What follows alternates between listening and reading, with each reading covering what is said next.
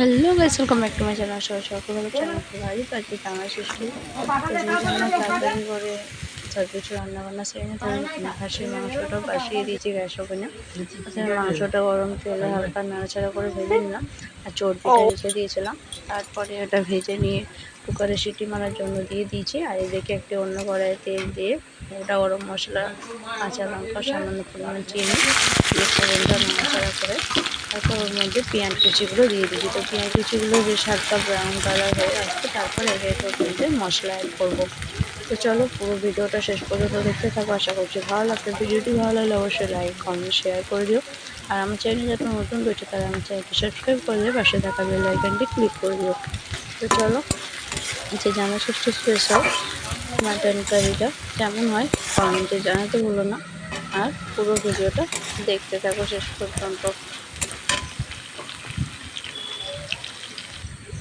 তো পেঁয়াজটা brown colour চলে এসেছে, এরপর রসুন বাটাটার মধ্যে দিয়ে নাড়াচাড়া করে কষিয়ে নিচ্ছি। কারণ মশলাটা বেশ ভালোভাবে ভাজা না হলে তার মধ্যে কাঁচা গন্ধ থেকে যায়, তো ভালোভাবে রান্নাটাও হয় না আর রান্নার স্বাদটাও নষ্ট হয়ে যায়।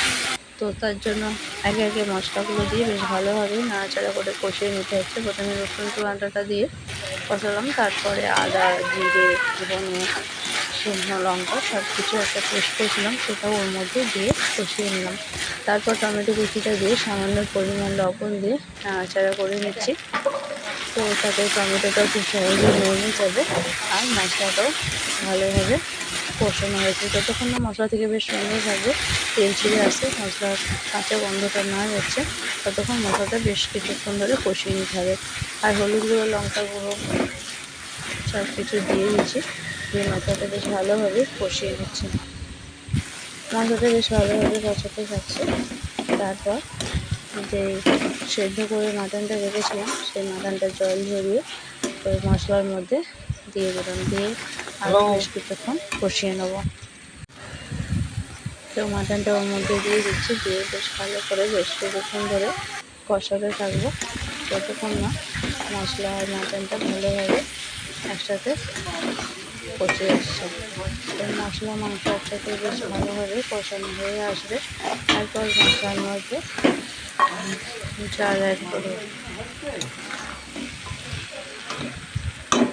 তো আগে থেকে যে চর্বিটা আলাদা করে রেখেছিলাম সেটা এরপর ওর মধ্যে দিয়ে দিচ্ছি, দিয়ে আরও বেশ কিছুক্ষণ কষিয়ে নেব।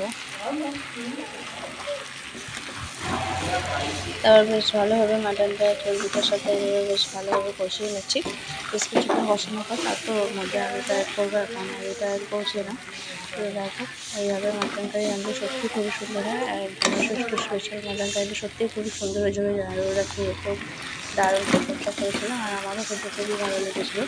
তারপর ওর মধ্যে ভেজে রাখা আলুটা অ্যাড করে নিচ্ছি, দিয়ে বেশ ভালোভাবে বেশ কিছুক্ষণ ধরে কষিয়ে নিচ্ছি। তারপর যে সিটি নিয়ে রেখেছিলাম সেই জলটা রেখে দিয়েছি, তো সেই জলটা ওর মধ্যে অ্যাড করে দিয়েছি, দিয়ে বেশ সুন্দরভাবে ফুটে এসেছে। আর ওপরে বেশ সুন্দর তেল ভাসা একদম দারুণ সুন্দর মাটন কারিটা লাগছে।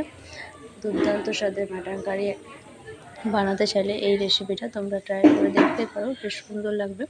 আর জামা ষষ্ঠী স্পেশাল এরকম থালি কার না ভালো, এখনও দই, মিষ্টি, পায়েস এসবগুলো বাকি।